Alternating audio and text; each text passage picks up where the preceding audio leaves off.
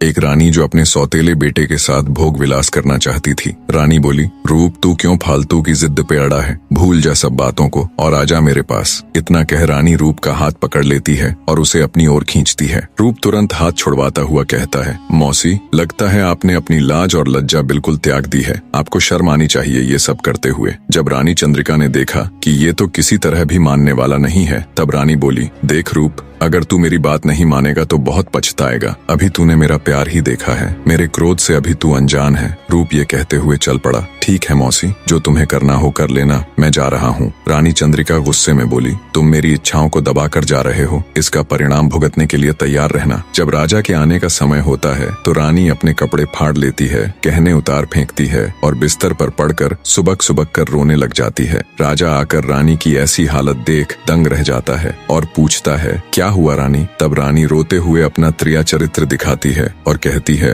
क्या बताऊं महाराज, मुझे तो कहने में भी शर्म आ रही है। राजा बोला, रानी जो भी बात है वो मुझे बताओ। तब रानी चंद्रिका कहती है, महाराज, आपका बड़ा बेटा रूप मेरे महल में घुस गया और मेरे साथ जबरदस्ती करने की कोशिश की। मैं बहुत रोई गिड़गिड़ाई पर उसके ऊपर तो जैसे जवानी का भूत सवार था। ये सुनते ही राजा के पैरों नीचे से जमीन निकल गई। उसे बिल्कुल यकीन नहीं हुआ कि उसका बेटा रूप ऐसा कर सकता है, पर रानी अपना त्रिया चरित्र दिखा राजा को यकीन दिलाने में कामयाब हो जाती है। गुस्से से लाल पीला राजा सोचता है, ऐसे पुत्र से अच्छा तो मेरा कोई पुत्र ही ना होता। मैं शक्ल भी नहीं देखना चाहता उस पापी की। इसी सोच के साथ राजा खड्ग सिंह तुरंत अपने सिपाहियों से कह महल के मुख्य द्वार पर अपने बेटे रूप के लिए देश निकाला लिखकर टंगवा देता है। शाम को जब रूप और बसंत दोनों भाई खेल कर आते हैं, तब रूप की निगाह उस शाही फरमान पर जाती है। उसे देखते ही वो तुरंत वापस मुड़ जाता है और चल पड़ता है। तब बसंत कहता है, क्या हुआ भैया, आप कहाँ चल पड़े? तब रूप अपने भाई बसंत को शाही फरमान दिखाते हुए कहता है, बसंत, पिताजी ने मुझे देश निकाला दे दिया, उनकी आज्ञा सिर माथे पर, अब मेरा यहाँ कोई काम नहीं। रूप की बात सुन बसंत बोला, नहीं भैया, जरूर कुछ गलतफहमी हुई है, हमें पिताजी के पास चलकर उनसे बात करनी चाहिए। तब रूप अपने भाई को सुबह हुई घटना का सारा किस्सा कह सुनाता है। सारी बात सुन बसंत कहता है, चलो भैया, हम ये सारी बातें पिताजी को बता देते हैं। तब रूप बोला,